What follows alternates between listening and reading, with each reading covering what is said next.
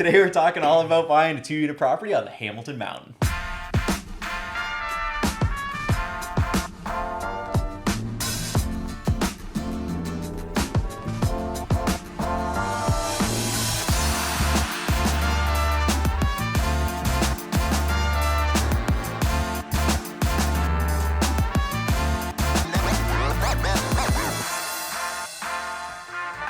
Back, everybody, and thank you so much for joining us. It is such a pleasure to have you back tuning in this week. We appreciate each and every one of you. Today I have a super special guest, Davis Carroll, who's been on the podcast before if you've watched it from the beginning and watched our journey.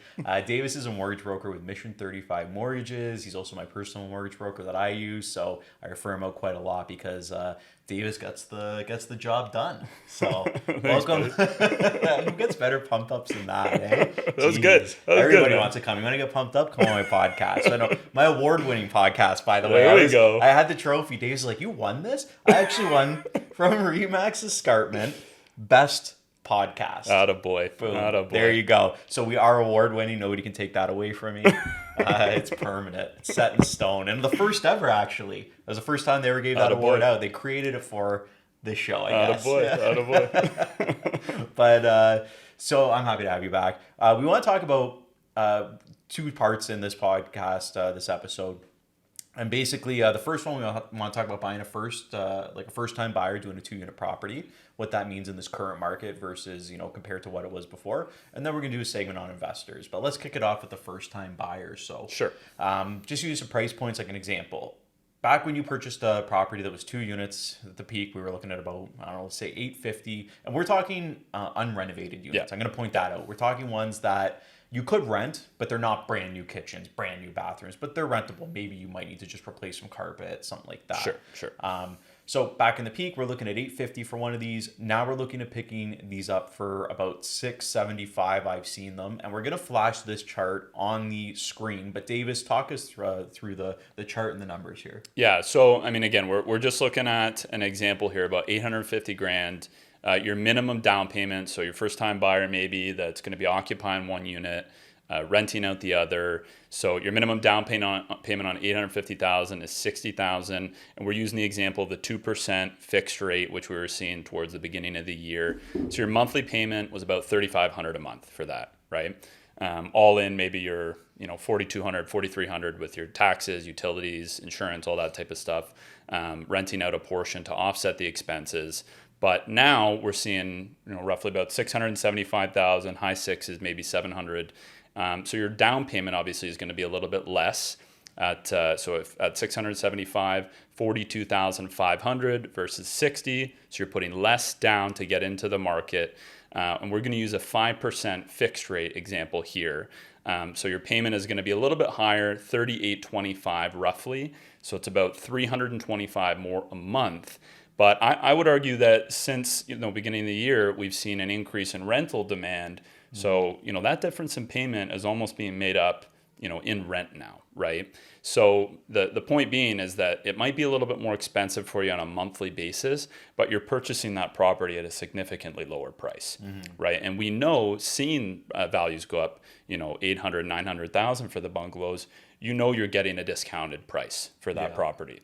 So although the rates are a little bit higher, it still makes sense for people, right? You can rent out that portion of the property, basement, or even live in the basement and rent out the main floor to make it work for you, offset some of the expenses, of course, mortgage and everything else that you have along with the house. For sure. Yeah, and that's a great point. Like the prices, and I've said on the show before, and I'll say it again, if the prices were a certain price, like in the past, if it was $850 in the past and we're $675 now, it's going to come back. Like in the history of Canada, real estate prices have always increased, even though there's, sometimes there's dips throughout the history, the prices always come back. Yeah. And I know Davis talks about rentals and prices and stuff because you actually own, 3 properties?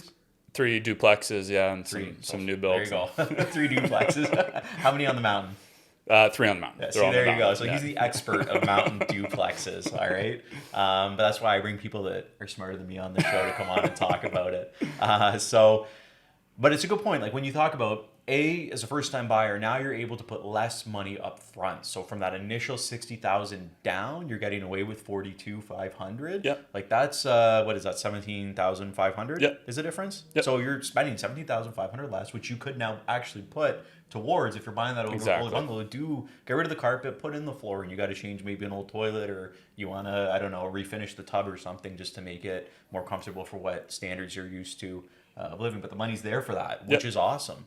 And then for an extra $325 a month, like you said, from February till now, the rental prices have just gone. It's crazy. Yeah. They've gone up. And I mean, but part of the reason is people don't look at the numbers like this. What they're doing is they're looking at that negative media. They're looking at all that. And they're saying, oh, whoa, I'm going to hold off and not buy.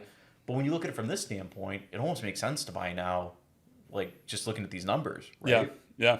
So, but that's it. If you're a first-time buyer, don't let it discourage you. We work with tons of first-time home buyers. So even if you're looking for something with this in-law, we can definitely make it happen. We both have experience in it, so we know what we're looking for when we're doing it. Davis with the qualification is always absolutely amazing.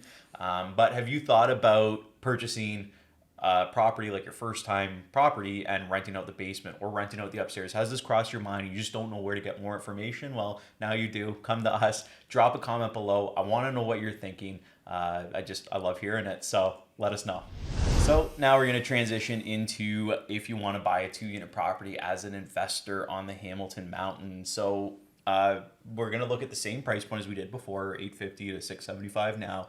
But obviously, I guess the main difference here is going to be the amount down, right? We're looking at 20% down as opposed to the minimum down. Yeah. So 20% for the investment property, which I think you're going to see a big swing in the difference of the down payment, right?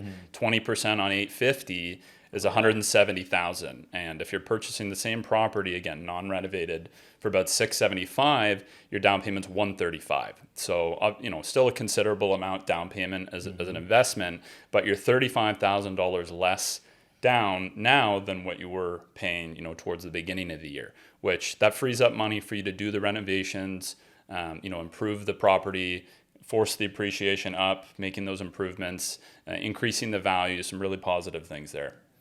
I like it. And so, yeah, we got the chart up there. I guess we basically went through it, the difference in down payments. But so the difference in your monthly payment is what, $2,700? And what is it? I can't read your writing on the investment one. What is it? So we were looking at about 2.5% fixed rate for an investment towards the beginning of the year. $850K purchase price, 170 down, is about $2,700 a month on the 30-year amortization. And now $135,000 down, about 5.5% fixed rate. So the payments on that are about $3,050. So about $350 more a month. Yeah. But again, you're purchasing that property at a discounted price.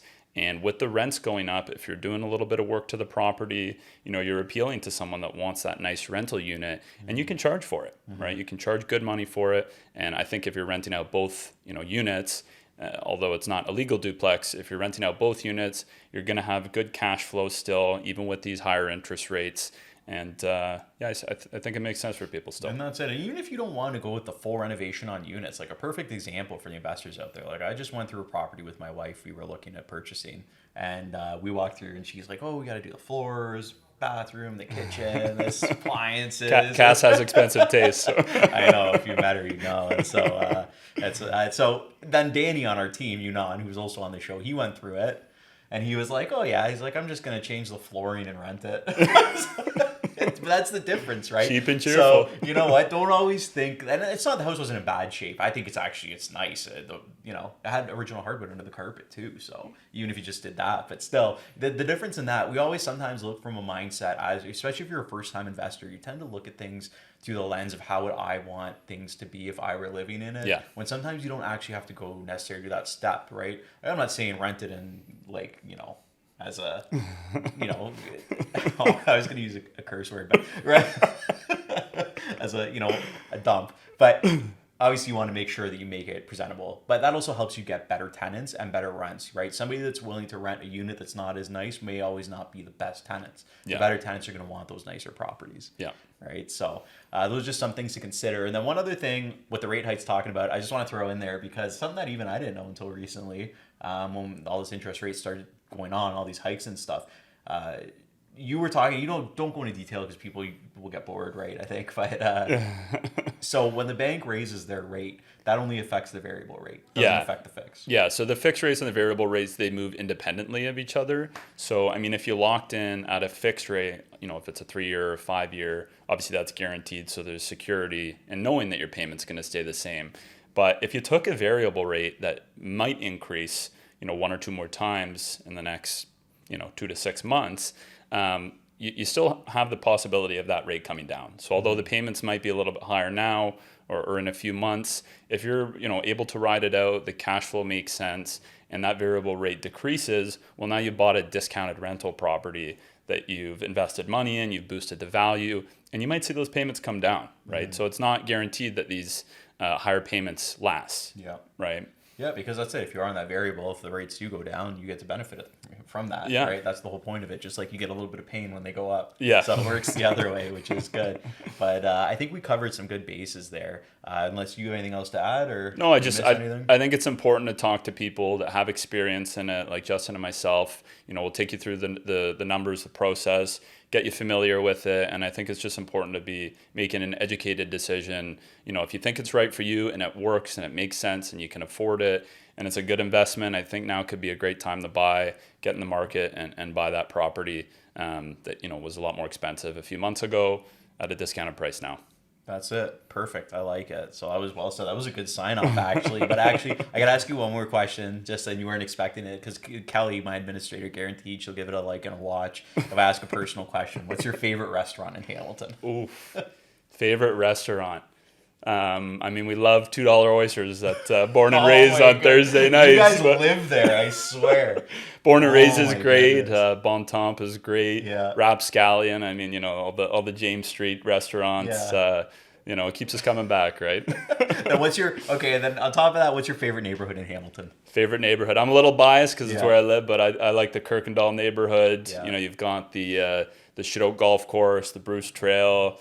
All the homes with character, 100-plus-year-old homes. I grew up there. I live there now. So, that's my favorite neighborhood. Walking distance to Westtown. Walking distance to Westtown, yeah. And you usually want to walk home from Westtown. So. That's it, right? And a cheap Uber to the $2 oysters, right? That's why you can afford to take the Uber there, because the oysters are so cheap. But they are good, actually. I got 2 weeks ago, I was there with Alex and Amanda and Mike, and it was a good time. Yeah, good food. My first time there. I was surprised I've never been there before. Yeah, it's good. Especially since you guys go there That's religiously. Oh my goodness. Anyways, thank you so much for joining us this week. It's been such a pleasure, Davis. Thank you again for coming on. I always love having you on the show. If you guys ever have questions or want to reach out to us, drop a comment. Find us on social media. I'm going to connect Davis everywhere on this page so you can find him easily, and we'll go from there. But other than that, thanks for joining, and I look forward to talking to you again next week. Thanks, guys.